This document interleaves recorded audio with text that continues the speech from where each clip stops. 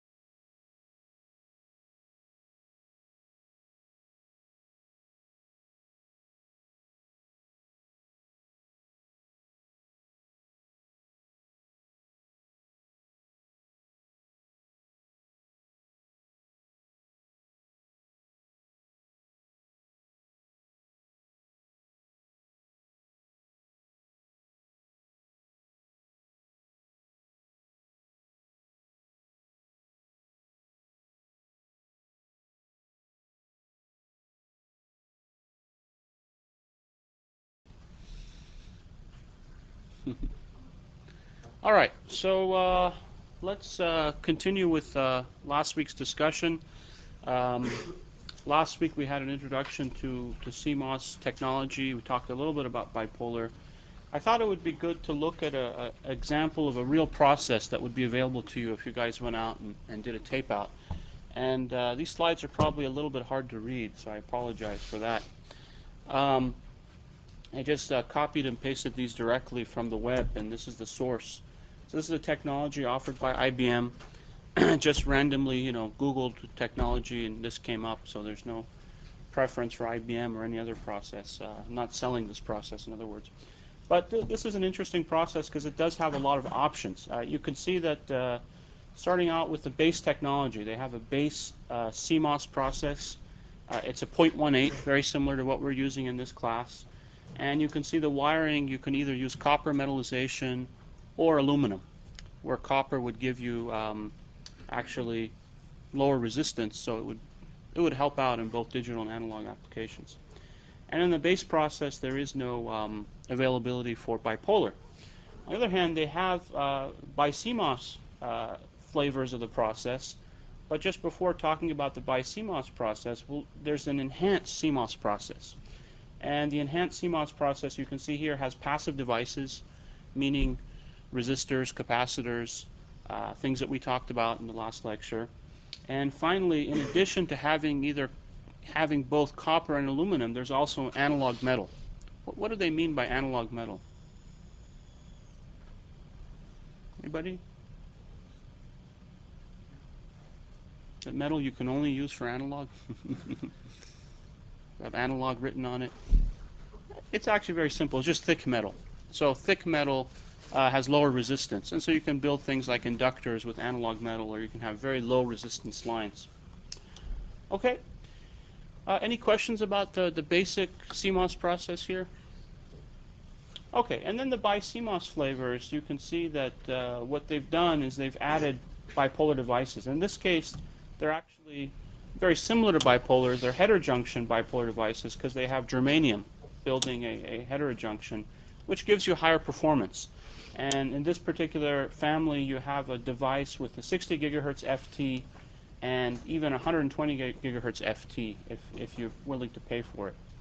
Okay. What are some of the other options? More specifically, if we focus on the CMOS side, you can see that even though the lithography is 0.18, if you look at the L effective, it's 0.11 or 0.14 microns. And that's something you should keep in mind. When people talk about a certain technology node, certainly doesn't mean the channel length is necessarily the same. Usually it's much lower. And that's because what you draw is actually not what you get after lithography and all the doping and so on and so forth.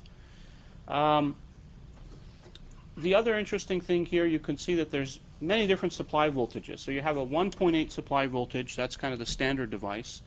And then you have these additional higher voltages, 2.5, 3.3. Now, we talked about this last lecture. Those devices are there. They're basically thicker oxide devices, so they have, and slightly differently engineered devices to have higher breakdown voltage. And they're there so you can drive legacy circuits. So if you're interfacing this chip with an older chip that has a higher supply voltage, you need to have that high breakdown transistor. In analog, we can take advantage of that and use it, let's say, in power applications. Anything else? There's some more details here, what the ID sat is, what the I-off is, how much the device leaks, what the oxide thickness is. You can see that the standard NFET and PFET have a very thin oxide, about 35 angstroms. All right, any questions here? Okay, so one of the nice things about this process is it has a triple well option. And a triple well, actually it used to be called the twin well. But the idea is that instead of putting your NFET devices directly in the P substrate, we can put them in their separate well. Okay, and why would we do something like that? It seems like lots of extra processing, right? Another well layer, more compensation to create the right doping levels. What's the advantage? Debo? You have the bulbs of the NFETs available, so you can tie them to potentials that you like. That's part of it, right? You could now, remember, whenever you have an NFET device, unless the source is grounded, you're going to get body effect, right? Because there's going to be a source body potential, and you have to adjust the threshold voltage. That's a nice thing we get, but that probably isn't the reason why you would go bother building a whole process around triple well. Latch up? Latch up? No, there's all other solutions for latch up. Yeah, it's not for latch up either. Yes? You can isolate the NFETs from the body. And why does that help? If you're putting it, say, on the same substrate as digital devices, you get a lot of noise going through the substrate. Very good. Yeah, that's exactly the reason we would do this. It's for basically enabling high-level chip integration. So normally our NFET devices are just reverse bias, but more or less connected to the substrate, right? And so at high frequency, any noise in the substrate could leak into our device. So for instance, imagine if this device, if these wells weren't here, these junctions would just be isolated from the substrate by their junction capacitance. So any noise in the substrate, let's say to lots of digital circuit switching, would couple into our device. Now that we have this well, at least it means that you've got several layers of isolation to get through, several series capacitors before you hit your device. And it improves the isolation considerably. Okay, any questions about that? Okay. Another notation you may hear is deep N well. So this is the deep N well here. And it's called deep because it goes deeper than the normal N well. So very simple. All right. Now, so you can see now in this process, they give us several options for isolation. Starting out with the very standard basic process that probably is only good for digital, it uses shallow trenches. Those are just essentially like those shallow wells that we could create. If you go to a more advanced process, you can see that they allow deep trenches. Deep trenches would be like our triple well or deep end well. And you can see that also there's different flavors of devices, that you can get the standard devices, you can get a zero VT device, you can get an isolated NFET, right? That just means an NFET in its own well, or a triple well process. High voltage device, a high gain device, thick oxide isolated, and so on and so forth. So there's every combination of device flavor is available to you, which in some ways makes design more difficult because you have all these choices available to you in an advanced process, and you really have to think, do I need to pay for these extra options, one, and two, now that I've paid for it, how am I going to use it in the best way? I can't just plop down a device and say I'm done. I have to think, which device am I going to actually use? Okay, questions? Yes? The high gain device? A high gain device, specifically in this process, I'm not sure what they're doing, but my guess is that they've engineered the output resistance to get higher output resistance by giving up some other parameter, and so that the GMRO of the device is quite high. Perhaps they've compromised FT, for instance. Okay. All right, good question. Anything else? Yes? Do you get a zero VT NFET? Zero VT NFET would just be you dope it in such a way so that the threshold voltage is 0 volts. And we'll later in the course we'll talk about some applications for those devices. Okay. All right. Now let's look at the bipolar devices and see what we get. Let me just see. Did we have some FT numbers for NFET devices? No. I think it's maybe on the next plot. Okay, so here's the bipolar devices, and let's just focus here on the best process. So let's look at their self-aligned buried device.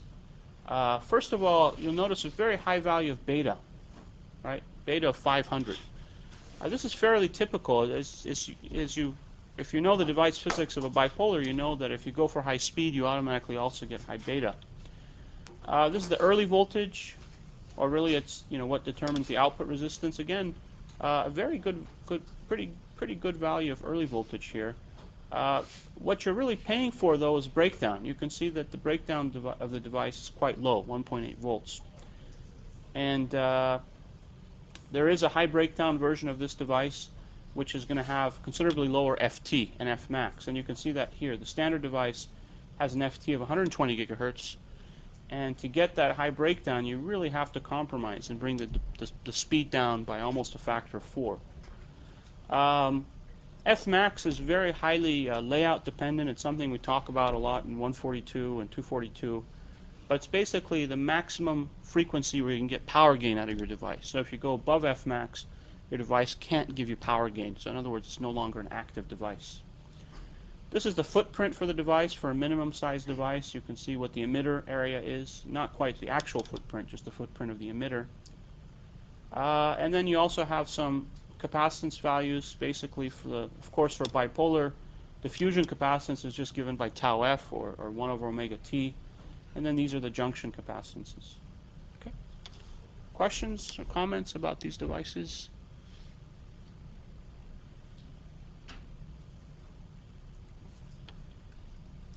So let's see, in a 0.18 CMOS process, your FT is probably around, if I had to just guess, about 50 gigahertz.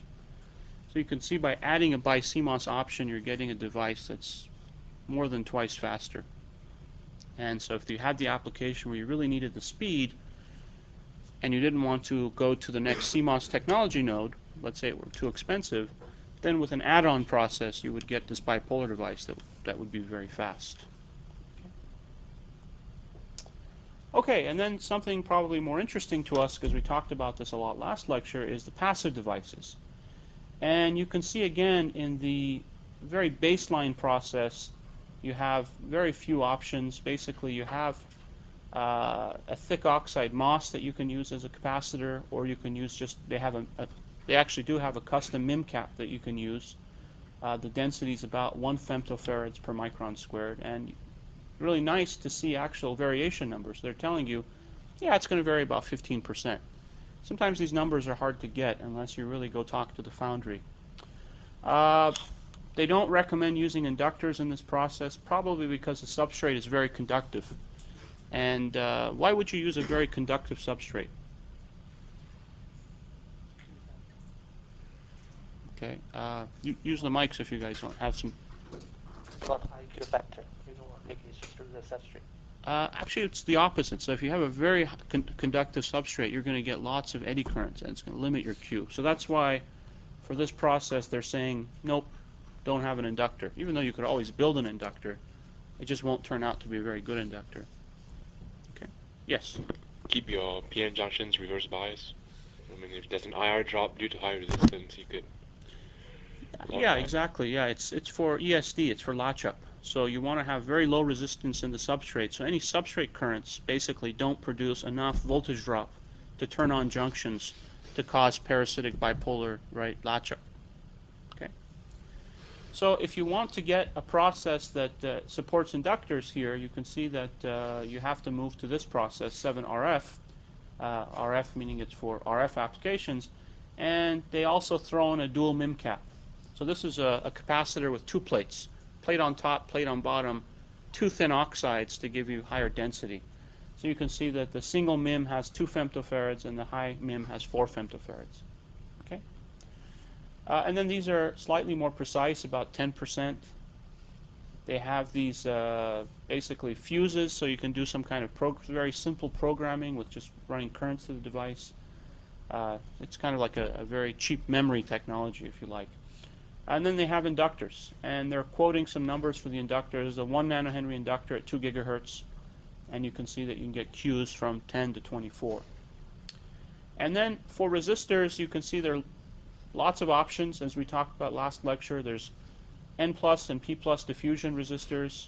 There's polysilicon resistors, and of course these are unsalicylated, so they actually have quite high resistivities. And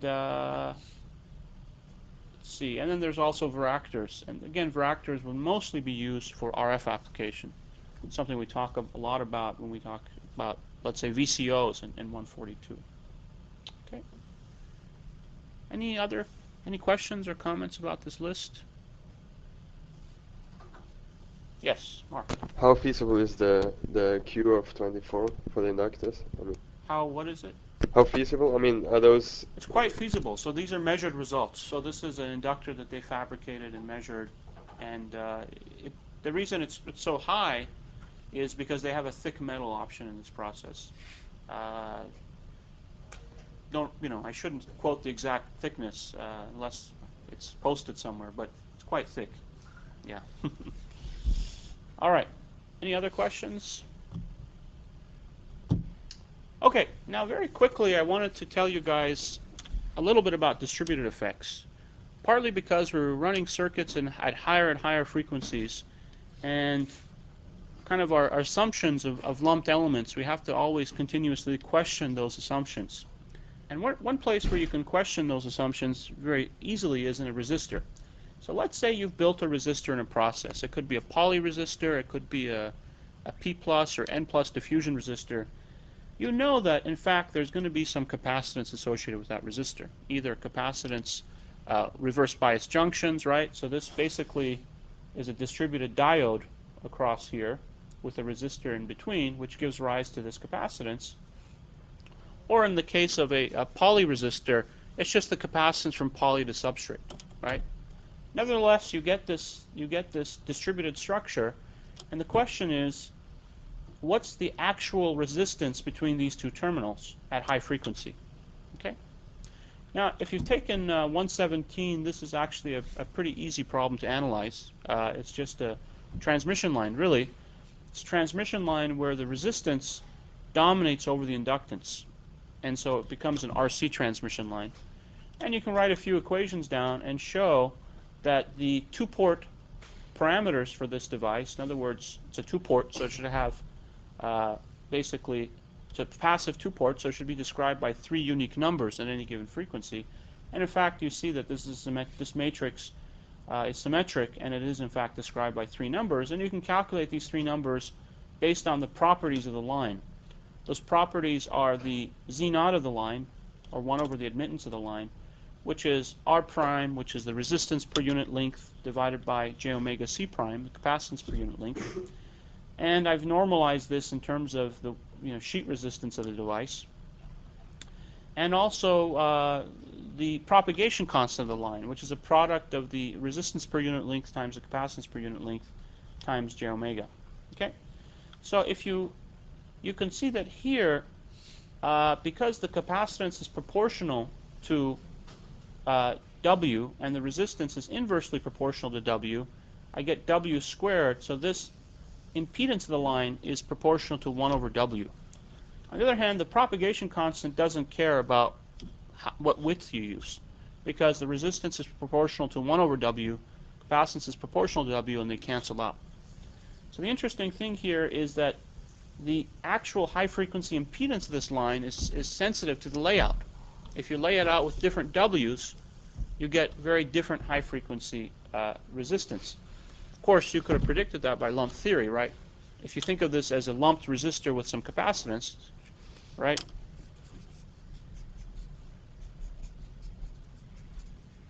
So this is a lumped model. Let's say this is C over 2, this is C over 2. This model is actually quite good. Up to very high frequencies, we'll see this model can predict the behavior of the resistor. And in fact, if you find that this model is not good enough, often what you'll do is, instead of simulating a full distributed model, which is time-consuming, it's hard to do in standard SPICE, you just add more sections and make a pseudo-distributed model like this. Okay? And so here we know that this capacitance is proportional to W, and that's why the frequency dependence of the resistor is proportional to layout. Okay. Any questions? All right, so let's plug in some numbers. It's always fun to see what happens. So what I've done is I've now plotted the magnitude of the impedance looking into a 10 kilo ohm resistor. Okay? And the first thing I do is I make my resistor very narrow. So I use a 1 micron wide line, and I plot its impedance from low frequency all the way out to a gigahertz. And you can see the impedance is flat, meaning that this top curve here, meaning that the resistance really does not vary appreciably with frequency. The capacitance is so low that up to a gigahertz, it's still a pretty good resistor, right? Well, what if I had used a 5 micron wide layout? You can see now that the effect is very, very pronouncedly different. Instead of a 10K resistor, at 1 gigahertz you have a 5K resistor. The resistance is actually dropped, and of course now it has an appreciable imaginary component, right, due to that capacitance. And in fact, if you had used a lumped model, you can say that you can see that you would have underpredicted the value of the resistance. It's actually a little bit better than the lumped model predicts. So if I had built a circuit that were sensitive to the value of this resistance at a gigahertz, then 3 things. If I had not thought about the frequency effects, let's say the gain of the circuit would have been up to a factor of 2 off. The phase shift to the device would be different than what I had thought. And if I had used a lumped model, I still would have gotten the wrong answer. So the lesson here is be careful. Even something as simple as a resistor at high frequency can actually look like a distributed circuit. Here's another plot. So this is a plot of the same resistance as a function of W at 2 gigahertz. And you can see as you increase W, so this is 2 microns, 4 microns, 5 microns, the resistance is just getting smaller and smaller, just as you would expect, because more current is going through the substrate as opposed to going through the resistance, right? So let's draw a little picture here.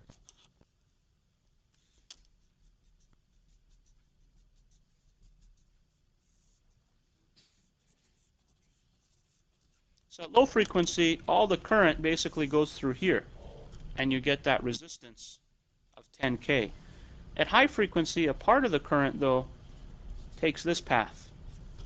And since there's no resistance in this path, just reactance, and this reactance is dropping with frequency, at increasingly higher frequencies, this path looks increasingly attractive. Okay. Questions? Yes. What about the substrate doping? Because the substrate somehow is like a... Okay, very good question. We neglected to talk about basically this part of the resistance, right? And in fact, you can, if you do the analysis for this the structure, you can very easily analyze this structure with this extra resistance, and it changes the answers a little bit. But the idea is that if you had, let's say, a poly resistor, so this is made of poly, you would put it over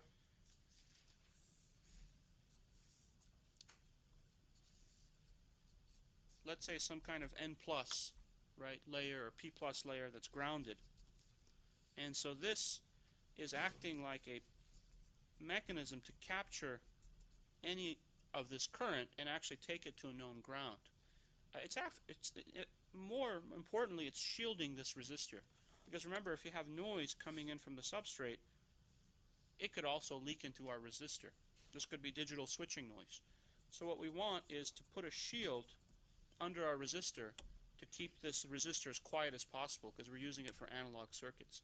In fact, if you're very, very careful, you could even use a metal layer under here at the expense of increasing the capacitance to the substrate.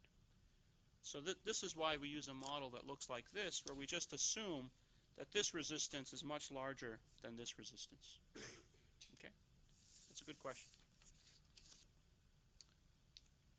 Any other questions?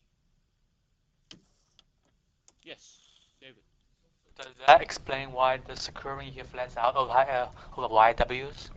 On the curve you have in here, the impedance doesn't stop all the way to zero, it flats out. Mm-hmm. Because substrate resistance? That's a good question. Why doesn't it keep going down and down and down? Tell you the truth, I don't know. It makes sense to me that as a function of frequency, this is going to just keep decreasing, right? As a function of W, why isn't it not dropping? Why is it flattening out? That's a good question. Yeah, let's think about that and see if we come up with an answer. Okay. Now, a very similar concept can be applied to capacitors. So, again, what's really important when you're using capacitors is the quality factor, especially in RF applications, but even in some analog applications. We'd like to know how much resistance does a capacitor have, right? Ideally none, right? Ideally, a real capacitor is just an insulator. But because we make a capacitor with metal plates, those metals have resistance, okay? But unfortunately, the current through that metal plate is not uniform. It's distributed. So what's the actual resistance you see when you excite a capacitor with let's say, a voltage? Well, the equivalent circuit looks almost the same, except now these resistors are very small. And so this is the resistance of the top plate. This is the resistance of the bottom plate. Again, it's a distributed circuit. Same kind of analysis. And when you do the math, what you find is that the input impedance of a capacitance looks something like this. It's a hyperbolic cotangent of the propagation constant times the length, the effective length. This is assuming you excite it at one end. And multiplied by this constant. Well, this is not very intuitive. First thing you would do is you do a Taylor series expansion. Assume that this is actually a pretty small structure. It's, you've designed a lump circuit, so gamma L should be small, right? Think of gamma for a lossless structure. It's about 2 pi over lambda. So this argument here is on the order of L over lambda, and we're assuming that this is a lump structure. So this should be very small. And so if you do a Taylor series expansion, you find a very nice intuitive result that the impedance of the structure is just the capacitive portion, the reactance, plus some resistance, which is the total resistance of the plates divided by 3. So RT would be the resistance seen from this point all the way to this point. okay? But it's scaled by 1/3. Is that result intuitive to you guys? Can anyone guess when that result is exact? In other words, for what current distribution on these plates would the resistance be exactly 1/3? If you do a little quick integration in your head, you might come up with the answer.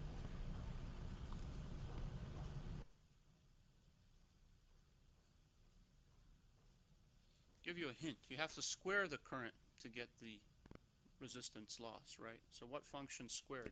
Uniform. Exactly. Basically it's a triangular distribution. So the current, first of all, why isn't the current constant through this plate, right? The current is not constant because you have displacement current, right? Let me draw a better picture here. So here's our plate.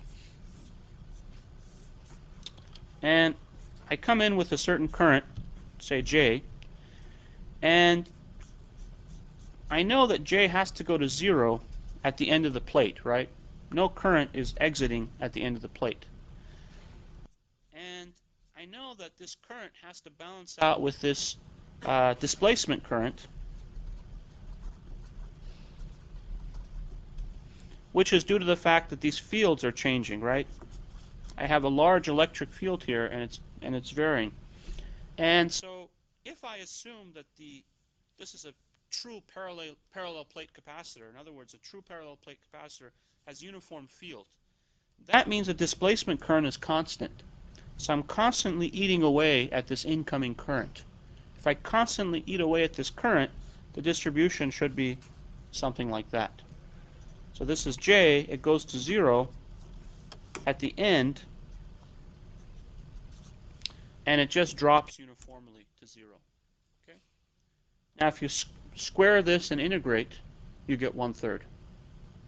So in other words, our Taylor series expansion is exact for a current distribution that looks like this. Okay?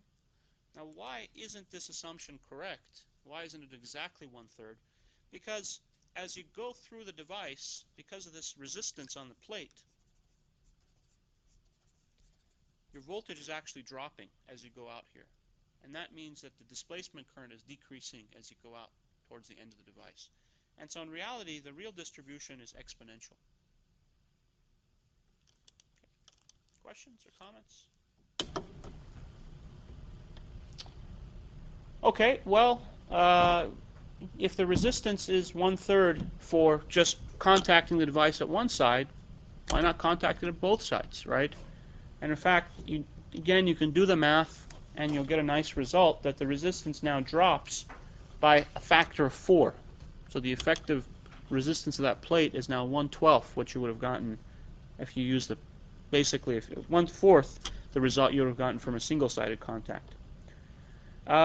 You can again predict this result very quickly. Now, because of the symmetric excitation of the current on the plates, the point where J is equal to 0 is now at the middle, not at the end. And so again, using the same approximation, the current should drop uniformly to 0 from both sides. Because you drop the length by 2, if you do the math, you get 1/12. Very simple. Okay. Questions or comments about that?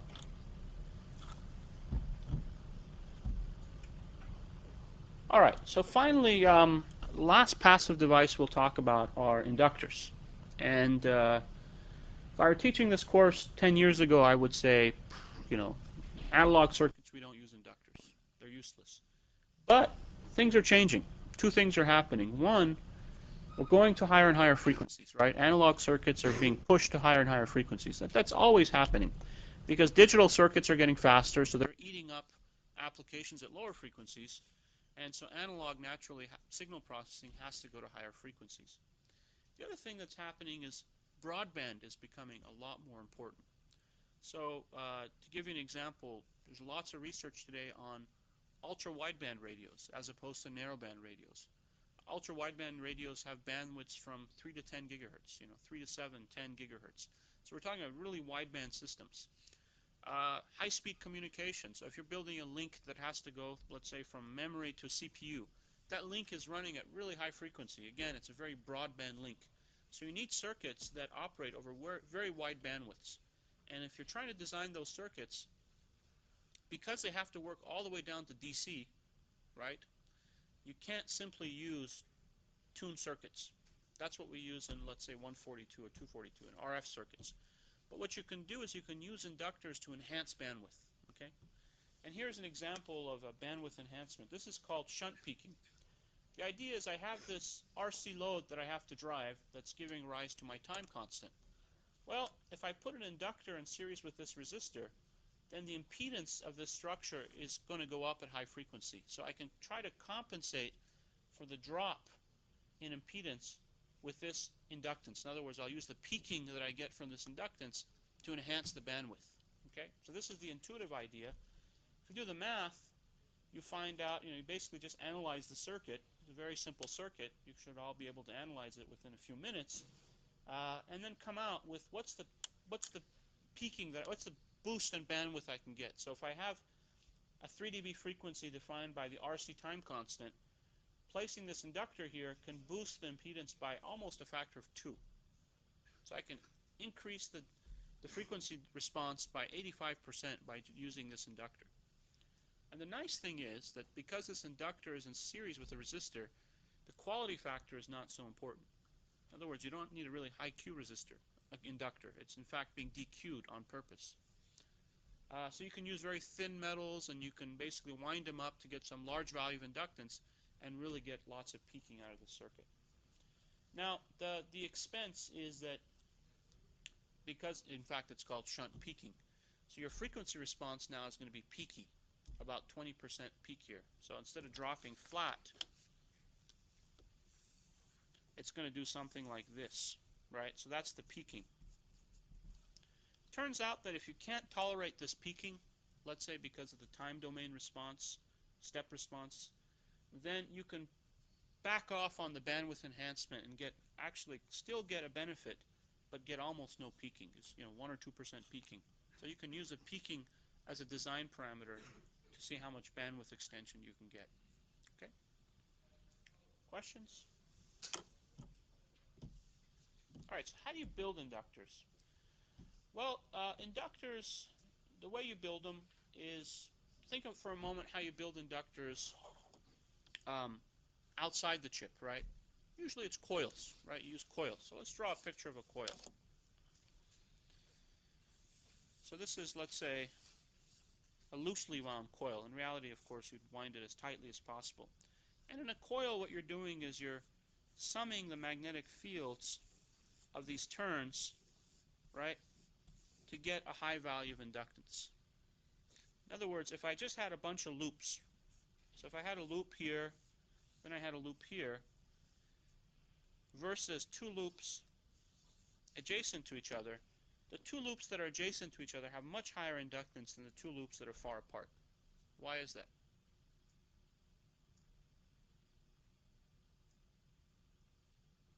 Anybody?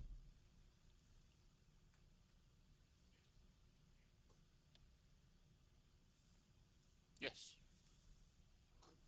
Because the magnetic field will lose if the two loop is very far away. Yeah, essentially you can think of this problem in many ways. One way is to think of this as an inductor and this is an inductor on its own, right? It has its own magnetic field. And because they're so far apart from each other, the mutual is almost zero, right? So the inductance of this is just about 2L. Okay, what is it over here? Well, let's say that here, M, because they're very close together, the mutual is almost L, right? K, in other words, the coupling factor is close to 1. How much inductance am I going to get out of this structure?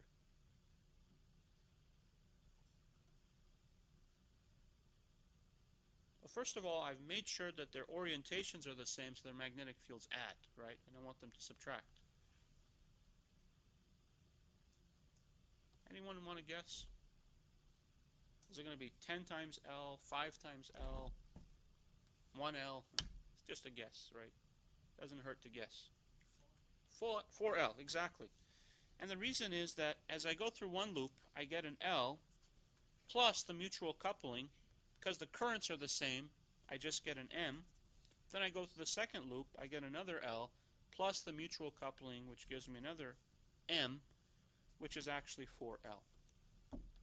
So the whole reason we use this coil structure, tightly wound coil, is to really get an n squared boost of inductance, right? So inductance is proportional to n squared, where n is the number of turns. And I put this little squiggly sign here to say it's approximately n squared, because you have to really have tightly wound loops to get the full benefit. Clearly, as I put more loops here, the loops that are far away are going to have less contribution. Now, if you don't like this explanation, there's another easy way to look at it. The other way to look at it is the inductance is actually proportional to the total magnetic energy stored. Okay? And the magnetic energy stored is proportional to the field strength squared. So in this structure, I have certain magnetic energy associated with each loop on its own, right? So I get twice the inductance. Over here, because these loops are so close together, their fields add. So I get twice the field, I square that, I get 4 times. So that's why I see a 4 times boost in the inductance value. Okay, so here's what the inductor looks like when you put it on chip. Unfortunately, it's not very easy to build a coil on chip. So I still would like to have loops that are close together, and so instead of winding my inductor up, I wind it inward to build a spiral. And so you can see the same idea applies. This is a loop, this is another loop, this is another loop, and they're all mutually coupled, right? And so here you don't get quite the same benefit, n squared, because the coupling factor is not 1. Coupling factor is something like 0.6, 0.7. But you still get an inductance boost by putting turns in series, as I've shown here. And then when you actually model this inductor in SPICE, you have not only the inductance, but unfortunately the resistance, right, of the winding, and unfortunately you have capacitance to the substrate. Now these capacitors are very important because this structure is actually physically very large. This inductor might be, let's say, 200 microns on a side. So it's 200 microns by 200 microns. Huge structure. And it has going to have a lot of capacitance. And so that capacitance is going to be potentially a problem. It's certainly going to limit how high in frequency you can go with this inductor. But it's also going to be another source of problems, such as noise pickup, right? Just like that resistor picked up noise from the substrate, this inductor can pick up noise. If you stare at this structure for a while, you'll realize that it's pretty hard to identify, let's say, a geometric center point, right? And that's why we have these symmetric layouts. This structure is symmetric in the sense that the left-hand side and the right-hand side almost look the same. So the center point of the structure is exactly this point right here. And if there are applications where I'm driving an inductor differentially, I'd like to have basically a symmetric inductor, and this is how I would lay it out. Okay. Now, what are some of the nice properties of these inductors? We can spend all lecture talking about how terrible they are. They do have some nice properties. For one thing, the matching is very good. In other words, not only are 2 inductors on the chip, even far apart, going to have the same inductance value, but the variation in inductance value is also going to be extremely small. Why is that? Why is it the resistors are going to vary 20, 30%, but this inductor I'm going to claim is going to vary a few percent at most, a couple percent, 2, 3%? Yeah, because the inductor depends on the area it's around, but the resistance depends on the area of the small wire. So yeah, that's a good way to look at it. The idea is that I'll state this slightly differently. So your argument, I'll repeat it, is that the inductance is really a function of the area, right? And the resistance is a function of actually the perimeter of the structure, kind of like the length over the width. That's a good way to look at it. Another way to look at it is that if you look at, more of a philosophical way of looking at it, the inductance is proportional to the energy stored, right? The magnetic energy stored. And the magnetic energy store is kind of a minima for the system, right? What magnetic energy configuration you end up with is kind of you can use a variational principle to calculate that magnetic energy. And so that means that it's kind of a minimum potential. And if you vary things around that minima, the derivatives are all zero, so the variation is going to be very small. In other words, if you perturb the structure, it's going to have a minor variation on the total energy stored, right? So process variations will introduce those perturbations, but they're really not going to change things by a whole lot. Okay. If you don't like that argument, another way to look at it is that the inductance of the structure is determined by lithography, right? It's determined by the lengths and widths of these structures. And lithography is really good, right? If you make these metals wide enough, this is not minimum width. It's 3, 4, 5, 10 microns. If your lithography can do 0.1 micron, certainly it's going to have no problem with 10 micron. So lithographically, this structure is going to come out very beautiful. What does vary, though, is its resistance. The resistivity of the metals is going to vary all over the map. But that doesn't impact the inductance. The inductance is just a function of the lithography, right? Whereas its resistance, again, is going to vary 30–40%, which means its quality factor is also going to vary a lot. But the inductance value itself is going to be nice and precise. Okay. Just one last comment about inductors. They're, with these kinds of structures, with the kind of area that you'd be able to tolerate, or equivalently with the frequency of up to about 2, 3, 4, 5 gigahertz, you can't get much more than 10 nanohenries. Going to bigger inductance values, structure just becomes too physically large, it self-resonates. Well, why not take advantage of all those metal layers that you have available to you, right? In other words, in a typical new process, advanced process, I might have 6 to 8 metal layers. And I don't have to just use the top metal layer. What if I use, let's say, 2 metal layers? So here I show you a structure where I spiral in on the top metal layer, go down 1 layer, and then spiral out. And so now I have 2 inductors right on top of each other. Because they're on top of each other, they have very good mutual coupling. And so the inductance is going to be almost factor 4 larger than just the single coil. And here's what this thing looks like in 3D. The blue is the top metal layer, and then it spirals, basically take a via down, and then you spiral out. And to make this picture legible, I had to artificially make these really far from each other. In reality, the distance between these is very, very small, right? Like, let's say these wires were 10 microns wide. What's the spacing between 2 adjacent metal layers, typically? About a micron, right? So they're really sticking together almost. So if you looked at a real cross-section, it would look like actually almost as if they're all connected together. But they're connected cleverly in series to increase the inductance. Okay? Questions or comments?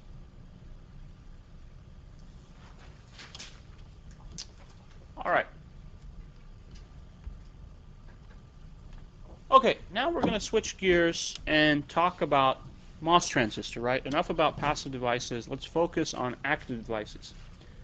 And I guess just want to re-emphasize at this transition point here that this is not a device physics course. So not everything we talk about will you understand, right?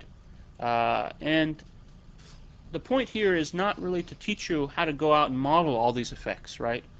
The point is to make you aware of what challenges you'll face when you work with a modern transistor, where the non-idealities come from, so that you'll be able to talk to somebody. Let's say you're working at a company, you might have a modeling person, or you might have a process person at the company. You guys want to be able to talk about these effects, have the same common language, so that if something's bothering you, you can go and tell them, look, this output resistance is really bad. I think it's because of the dibble.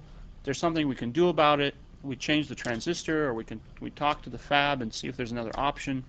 So the point is really make you aware of what a modern transistor looks like, rather than give you all the deep insights into why it behaves in a certain way. If you want that insight, I encourage you to take 231. That's the place to learn it. Okay, so first of all, why is modeling important? And just a very quick answer you can give is that digital. One of the reasons digital is so popular is because it has margin for error, right? The actual operation of the circuit just depends on ones and zeros, you don't care what values you go in between. It's the final values that really matter, right? That's partially true. Analog circuits, though, where the voltage and current waveforms, and in some cases the charge waveforms, are an analog to a real quantity, somebody's voice, right? So you want to represent that as accurately as possible to reproduce the person's voice or image as accurately as possible. The other reason that models are important is that in the modern world, we don't go and measure transistors in the lab, at least not very often, as circuit designers. As circuit designers, we don't have that luxury of going in the lab and measuring our transistors one by one. Not only is that really time consuming, but it's also very expensive, right? When you're paying $1 million for a mask, you're not going to say, well, let me do a couple of masks where I'm just going to put out some test structures, and then I'm going to play with these transistors, and once I know how they work, then I'll start building circuits. Well, by the time you do that, the next product cycle is arrived, and you've missed that window of opportunity. So really what you're going to do is you're going to use your SPICE models as your window into the process and into the actual device. So for an analog designer, like it or not, SPICE, for the most part, is going to be your interface with the technology. Okay? Now, a lot of people who will get upset. They'll say, no, I want to measure the device. I don't believe SPICE. Well, if you have a few $1 million in your pocket, go ahead and do all the measurements you want. If you work at a large company, let's say you're working at IBM, then you will actually have access to some of these, these people who actually extract the models, who do the measurements, and you guys can talk, and maybe there you can get your hands dirty a little bit. But believe it or not, if you let's say I won't mention the company's name, but I've heard stories about a very large company, one of the largest companies producing, let's say, digital circuits in the world. And at this company, if you want, the models that you're given, not only are they just SPICE models, but they're not even based on measurements. They're based on process simulation. So they give you the next generation process simulation, and then a simulation on top of that. So you're not looking at reality at all. You're really divorced from reality. And if you don't like it, that's too bad. You can't work here. That's the policy of the company. So SPICE is very important for analog design. You can go on and on. Okay. Now, last lecture, I jokingly gave you guys a categorization of models. I should credit T.R. Vishwanathan for coming up with this. We have the Bush model, which is your MOS device is a switch. You have the Clinton model, which admits that, yeah, sometimes it looks like a current source. Unfortunately, we have to work with the Carey model, right? And the Carey model is that who knows what this device is, right? It's really described, fairly well by BSIM equations. And you open up the BSIM book, right, and it's tens and, it's probably 100 pages of just equations. So that's what your device is. That's the device you have to live with. Okay, so you might say, why all this complexity? Why not just use the square model, right, for design? We're going to be doing design. You can just use the square model, right? It's not going to be accurate, but hey, I can write some nice equations, and everything is simple and nice. And okay, there's a couple of problems with the square model. We're going to go through, and I think it's very instructive to see where all the bad assumptions are in the square model. But probably at this point, the most important fault of the square model is that it's a strong inversion model, right? In the square model, you have strong inversion. Below threshold, there's nothing. Of course, below threshold, the device is very important. It's in sub-threshold operation. Low power circuits work in sub-threshold operation. That means with the square model, we cannot design low power circuits. That's a major fault. The other problem is the transition region between weak inversion and strong inversion, or what we call moderate inversion, is actually very important. A lot of circuits operate in moderate inversion or very close to moderate inversion. And we'll see why in this lecture, probably next lecture. We need a model that captures that. That's probably one of the most important regions of operation of the transistor. Okay, now I don't want to bore you guys, so very quickly, let's derive the square law model, because we can just see how many assumptions we have to make. First assumption that you make in the square law model is that there's only drift current, right? In general, there should be also diffusion, right? Forget the ballistic transport. Let's just say for simple semiconductor device, there's two current mechanisms, drift and diffusion. let's forget diffusion. There's just drift. That means that the current is proportional to the number of basically electrons or holes that you have, number of carriers, times their charge, times their drift velocity. And of course, the drift velocity is proportional to the electric field imparted on them in the direction of motion with a proportionality constant, which is our mobility, right? And the electric field, let's assume, is basically just due to voltage variations along the channel length, right? So if I draw a picture here, this is called the gradual channel approximation. I'm going to assume that inside the channel, all the fields are in this direction, right? Of course, you have a huge field from the gate. I'm going to assume that this field, this is the vertical field, basically tells us how much charge there is, how much inversion charge we have, but doesn't affect the motion of the carriers. And so the only thing affecting the motion of the carriers is the electric field in this direction, which I'm assuming is proportional to the variation of velocity in this direction. Okay? So back to the slide, what I can do now is I can integrate this expression along the channel length. Now, under quasi-static conditions, the current is continuous, right? So J is constant. So really, this expression here should give me L times IDS, where W, of course, takes into account how wide your device is. So N here is the surface charge per area. So now I have a nice expression for IDS. It's that it's W over L times the integral of NQ dV dx. Okay? And I can do a change of variables. I can go from X to V, which tells me now that the current is proportional to the total charge in my channel integrated from 0 voltage up to VDS voltage, right? So instead of integrating over the channel length, now I'm integrating over the voltage, where the voltage starts at 0 at the source, let's say, and moves to the drain where the value is VDS. Okay.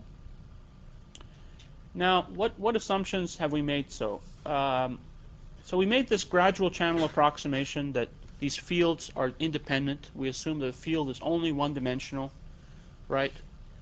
We also made the assumption that all the current flow occurs at the surface. That's sometimes called the charge sheet approximation, right? So we're making some approximations.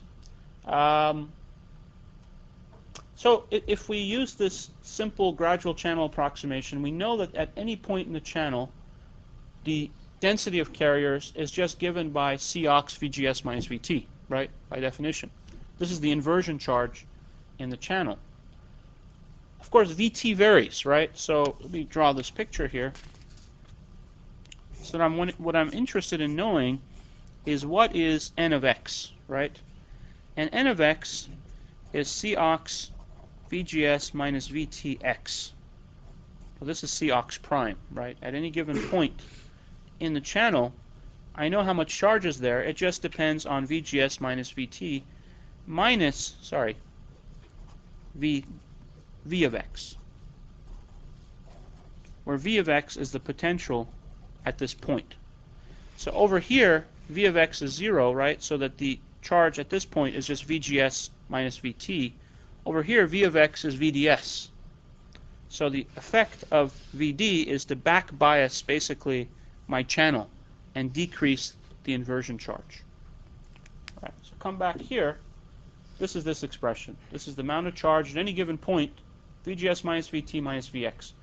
Why is VT a function of X? Why is the threshold voltage varying?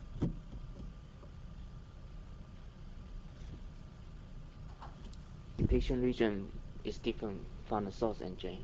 That's right. The depletion region width here, if I draw the depletion region width, varies from the source and drain. So the amount of bulk charge that I have here is different. And so that changes my threshold voltage. Okay? All right. Now, I'm lazy. I don't like things to vary, right? So I'm just going to assume VT is constant. So there's an assumption for you. Let's just forget the variation in the body chart. That means that this n expression becomes very simple. It just becomes VGS minus V. VGS is a constant, VT is a constant, V is the only variable. Well, everybody knows how to integrate V. Final answer is my current is this basically long channel expression, square law model that you guys all know and love very well. So going through this calculation, I made a lot of approximations. I'd also neglected to mention that I took mobility out of the integral, right? Mobility, if it's in the integral, it's complicated. Again, I'm going to assume it's constant and take it out of the integral. So let's just summarize all the assumptions behind the square law model. Okay, so we assume the vertical field only affects the charge density. We assume that the lateral field determines the drift currents. We neglected the diffusion currents. We neglected the variation of the threshold voltage along the channel. We assume the mobility is constant inside, independent of the lateral and vertical fields. And also, we can go on. There's actually so many layers of assumptions here that we could spend the whole lecture talking about them. Now, let's look at a real modern device. Okay, this is what it looks like. Does this look like a FET to you, a textbook FET, right? Probably not, right? What does a textbook FET look like? Well, a textbook FET looks like this, right? I have a gate, I have a source, I have a drain, and I have this oxide. This device, and and this, if you look at this device, you can say, well, yeah, you have this channel length here, and it's a long channel device. Well, a real device looks like that. Channel length is very small. And the fields are not all simple, right? Not only are the fields not one-dimensional, but they're also very large, right? Why are the fields large? Because you put 1 volt across a very small gap, you get a huge electric field, right? Channel length is 0.1 microns. You put a volt there, right? You've got 10 volts per micron, right? Translate that into volts. That's a megavolt per meter, right? It's a very large field, right? You're approaching static breakdown voltages in air. So these are very large electric fields inside the body. Some other things to look at. First of all, our source and drains, to lower the resistance, there's lots of engineering in there. That's the salicide we talked about last lecture. The doping profile is very complicated in the device. All the long channel models that we use assume uniform doping. In other words, the body is doped at one given doping level. Well, we know first of all the surface is doped differently. That's to give us a threshold voltage. That's the channel implant. But also the body is doped differently for various reasons, to engineer the output resistance, to give us good breakdown characteristics, to prevent punch through. So the fact that the doping is non-uniform means the device is going to have very funny scaling properties. As I change W and L, the threshold voltage is going to change because the effective doping is changing in the body. Okay. So I already said this. You have the high fields. You have regions where the fields are really not one-dimensional. So close to the drain of the device, for instance, the fields are very complicated, and that gives rise to lots of complications. All right. So first of all, the concept of saturation. So again, let's review where saturation comes from. Saturation under square law model comes from the fact that you pinch off the channel. You make the drain voltage high enough so that the inversion charge goes to 0 exactly at the drain, right? And once that happens, the current in the device can't change. All right. So first of all, we know that that's artificial, because if the inversion charge went to 0 at the drain, the velocity through that region, there's going to be a depletion region there, would have to be infinite to give us basically a constant current. So in reality, of course, what we have is carriers can only move at saturated velocities, right? There's a maximum speed that you can move roughly, and that means the depletion, the inversion layer does not actually go to 0 at that region. It's actually not so important. I think what's more important is to take into account the high field effects that you get around the drain. So again, my simple model is going to be that I'm going to pinch off, I'm going to have some depletion region, I'm going to have carriers moving through this region at very high velocity. And so the field, you know, if I assume that here the fields are going like this, over here the fields are going to be very complicated. So we're going to call this the high field region. In fact, if you have some time, if you plot the voltage along the channel in a square law model, you'll find that it looks something like this. And asymptotically, the voltage is going off really high at the drain. And the derivative, which is the electric field, is also going to infinity. So if this is the voltage profile, I think I misspoke earlier. So the voltage starts at, let's say, 0 volts, goes up to VDS. What you'll find is the slope goes to infinity. And so that means the electric field under the classical model is going to infinity in this region. Obviously, that's fiction, but the point is that the fields are very high in that region. And that gives rise to some complications. Now, the other thing that we neglected was these body charges, or bulk charges. And remember, we assumed that the threshold voltage was constant through the device. We know in reality it's not. Why didn't we just take that into consideration, right? We know how the threshold voltage varies. We know how the bulk charges vary. The bulk charges go like square root of the voltage along the channel. So why not just plug this expression into the threshold voltage and then plug that into our equations?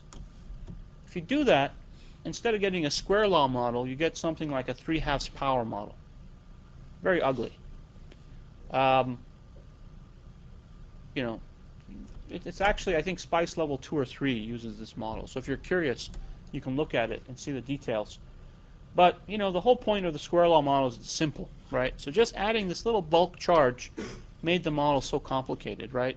That's bad. So we need something better. Well, here's the better solution. So in blue, I've plotted the bulk charge as a function of VCB, which is that square root function here. And then if I took a Taylor series expansion, let's say at the source, then I would assume that the body charges grow linearly with the channel potential, right? This would be this line. That's kind of bad, right? Because I'm always over-predicting the body charge, which means I'm under-predicting the inversion charge, which means I'll under-predict how much current's flowing in the device. Much better approximation would be like this red line. If I just assume that QB is a linear function of the channel voltage, that means threshold voltage would also be a linear function of the channel voltage, right? And if I plug that in, you get a very simple model. It looks almost like the square law model. You just get this extra factor of alpha here. So the VDS voltage that for saturation is slightly lower, right? VD sat is lower by a factor of alpha. And there's just a little factor of alpha here in this equation. Okay? And in fact, most square law models will include this factor of alpha to take this into account. Now, what value of alpha do you use? That's the tricky part, because if you use the value of alpha quoted in most textbooks, it's the slope here. And you can see that this is not a good value of alpha to use. It's much better to use kind of alpha as a fitting parameter to get good match to the measurements. And that would be an alpha that would roughly produce something like this. Excuse me. So that the right value of alpha would be lower than the alpha you would predict from taking the derivative at this point. Okay. Questions? Comments? So in essence, we see the bulk charges are pretty easy to take care of. So our model has lots of deficiencies, but at least we can sweep some of them under the rug with some factors like this alpha. Okay, one deficiency in the square law model, of course, is that it doesn't have output resistance. It just assumes that the current saturates at VD sat, and that's it, right? Well, if you actually measure a device, you know that the current does vary in saturation, and that's, we just lump that and say that's the output resistance of the device. Well, where is that output resistance coming from, right? And in a simple model, we say, well, that's due to channel length modulation, right? As the depletion region width changes on the drain side, as I increase the voltage, the effective channel length changes, and that causes the current to change. So I can say that, well, I is proportional to 1 over L. L is decreasing. Let's assume the variation in L is small. Therefore, it should be like 1 over delta L over L. And if I assume that this delta L again is a small perturbation, I can assume that, let's say it's linear with VDS, that delta L is proportional to VDS. And then I have my simple model that just says that the current should increase from its saturation value by 1 plus lambda VDS, where hopefully lambda is a small number. Okay? So that's kind of the classic model that we have for output resistance. And then you go and you measure a device, and the output resistance looks something like this. So this is the current through the device, right? So this is the triode region, and then I go into saturation, and there's some slope, and then the slope changes. And I take a derivative, right? I take a derivative, and this is what the derivative looks like, right? So this is the actual output resistance of my device. You can see that this simple equation, that the output resistance is proportional to 1 over lambda VDS, is going to have a hard time fitting this curve, right? Because the slope changes a lot as you go through here. And the reason the slope changes is that partly channel length modulation is not so simple as we've described. Channel length modulation is really a two-dimensional effect. The field distribution along in the drain is two-dimensional, so it's going to vary in a complicated way. The other issue, so this CLM region is kind of artificially the region where channel length modulation dominates. Well, that's only for very low voltages. As the voltage gets higher, there's this dibble region. Dibble is basically drain control. It's drain-induced barrier lowering. So we'll look at that in a little bit more detail. But it's the fact that the drain actually can, one way to look at it is the drain, just like the back body of a transistor changes the threshold, so can the drain. And that can modulate the current in the device. And then at some high voltage, let's say a few volts in the case of our device, all hell breaks loose, right? And the output impedance just drops like a rock. And why is that happening? Anybody? It's a good explanation. Yes? Impact ionization at the drain causes substrate currents that reduce resistance. That's right. Because the drain region has such high fields, right? The carriers are moving at really high velocities. We call such carriers hot carriers because their velocities are really high. They can be higher than the background temperature, right? The thermal velocity.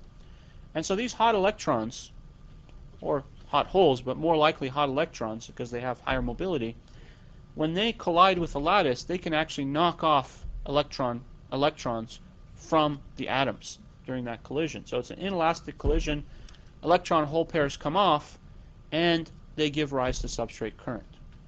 So that means that at high fields, this totally dominates and lowers the output resistance of our device. Okay, so I think I've already gone through most of this.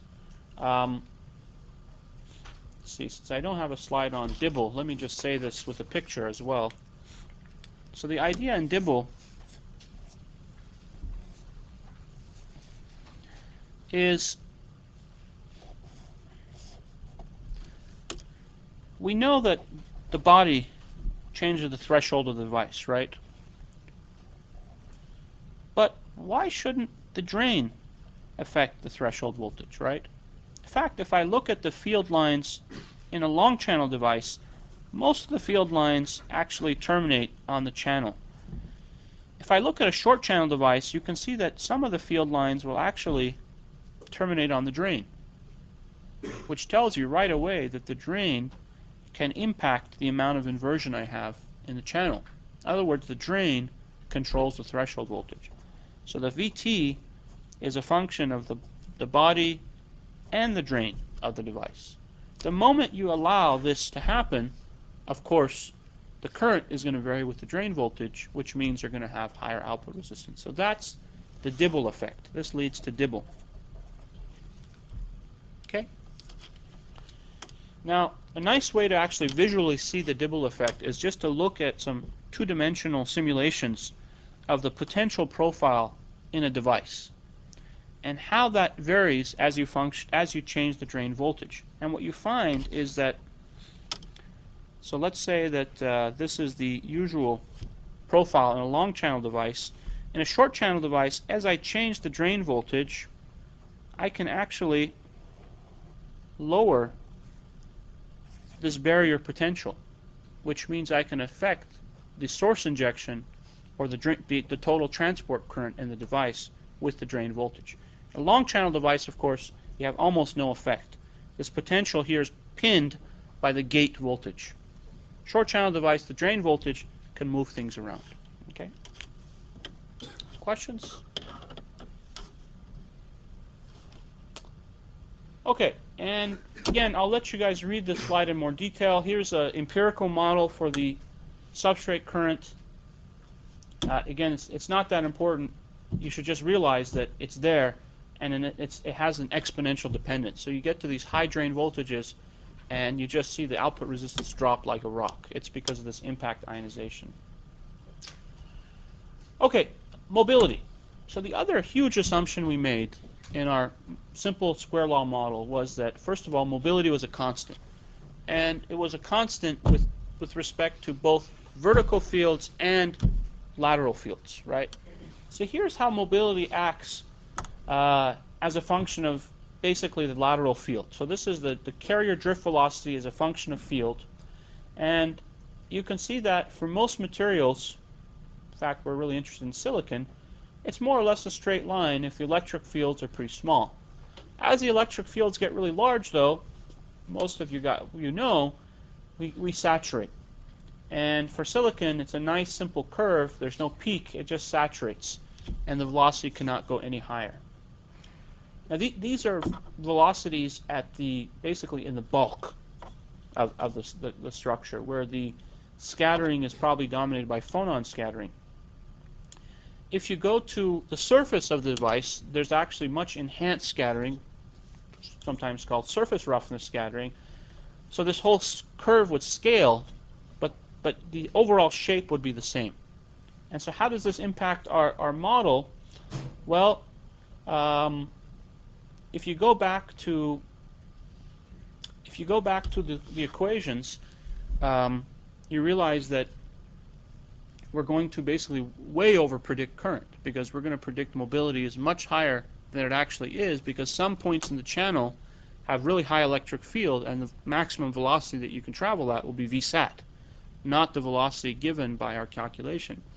And in fact, you can do a very simple calculation. You can say that my kind of like a degenerate model would be where all the carriers go at velocity saturated, right? And in that case, you find the square law disappears completely, and the saturated current is just proportional to VGST, right? The VGST squared came about because this dual effect of having a mobility and the charge controlled by VGST, right? Now that only the charge is controlled by VGST, the current is only proportional to VGST, okay? Another interesting point about this graph is that other materials, they have enhanced mobilities, right? The mobility for gas, right, let's say gallium arsenide, is substantially higher than silicon. And so this would say, yeah, you should use gallium arsenide, if you want to get enhanced mobilities. But what's kind of neat here is that they all kind of saturate to the same value. In fact, you can see that silicon is even higher than some of these other materials. That's fantastic, because in a short channel device, for the most part, Vsat determines the current. And so using something like silicon, which is not as good as gallium arsenide or indium phosphide, means that I'm not paying too much of a penalty, and I'm getting all the benefits of technology scaling and knowledge with silicon. Okay, this is a side comment. All right, well, there is a way to fix this, and maybe these slides are a little bit out of order. Yeah, let me just come to this slide. Well, in addition to the effective velocity saturation, if you go out and measure the mobility, or the effective mobility of a device, you find that it varies with the amount of inversion charge that you have. Okay? And what you find is that the higher the inversion charge, the lower the mobility. Okay? And unless you go to really low values of inversion charge. Whereas for low values of inversion charge, the lower the inversion, the lower the mobility, right? So I'm just talking about this curve here. So initially, it's an increasing function of inversion charge, but then it decreases. Okay? And of course, it's a strong function of temperature. And in fact, it turns out that this behavior, for the most part, is kind of universal. In other words, you can take lots of devices fabricated by lots of people, and you find that they all kind of fall onto this curve. Sometimes this curve is called the universal mobility curve. It's not really universal, but it describes the behavior of mobility for a large class of devices. Now, first of all, what's going on? Why is the mobility decreasing as the inversion charge increases? Okay? Anybody want to take a guess? Maybe somebody who doesn't know the answer, who's just guessing. That's always more interesting than...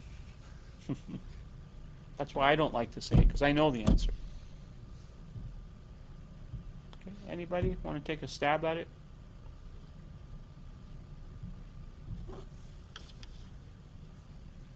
Okay. Okay, good. So more scattering. Why is there more scattering? Hey, can you use the mic?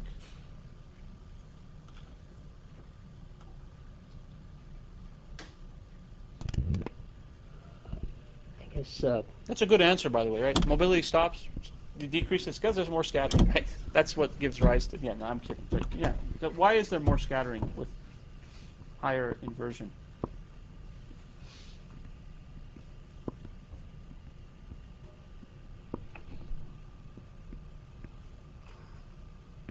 Okay. More carrier, so you have more scattering. More carriers, more scattering? No, you actually, this is kind of scattering per unit carrier, right? Mobility describes the scattering per unit carrier, right? It's not scattering of all the carriers. Well, the reason is that, again, if we go back to this cross-section, here's like a very simple model. The surface of silicon is rough. So this is the interface between silicon and silicon dioxide. And basically, if you're down here in the bulk, you have much higher mobility than at the surface. Because at the surface, there's more basically scattering mechanisms. There's so-called dangling bonds, where you don't have a perfect interface between silicon dioxide and silicon, and so there's enhanced scattering at the surface. So the closer you are to the surface, the worse things are, the more scattering you get. Now, what would cause you to be closer to the surface? The vertical field, exactly. So the higher the vertical field, so this is kind of a trick question. Instead of saying why does scattering decrease as a function of vertical field, we plot it in terms of inversion charge. Well, inversion charge is proportional to the vertical field. So the higher the vertical field, the more we get pulled up to the surface, and the lower the mobility, right? So that's why mobility drops at high inversion charge. Or equivalently, that's why mobility as a function of VGS minus VT is going to drop. Okay? Well, what about this other drop for really low fields? Why is it that all of a sudden at low fields the scattering goes up again, right? What's going on? Anybody want to guess? Shielding, that's right. So the idea is that there's multiple scattering mechanisms, right? And there's phonon scattering, there's surface scattering, and there's also basically what's called Coulomb scattering, or scattering with impurities, which are ionized donors and acceptors, right? So, as you're an electron moving through a crystal, what you don't like to see is inconsistency. As long as a crystal structure is perfectly uniform, you're happy as can be. But as soon as you detect an inconsistency, that causes scattering, right? There's a quantum mechanical effect. So impurities are bad. They mess up the symmetry of the crystal and cause scattering. But if you can somehow shield the effects of those impurities, right, then you wouldn't really see them. You wouldn't see them if you had lots of electrons around to shield those effects out, right? And that's why for high inversion, almost all the impurities are shielded. And so there's very negligible Coulomb scattering occurring. But as you go to low fields,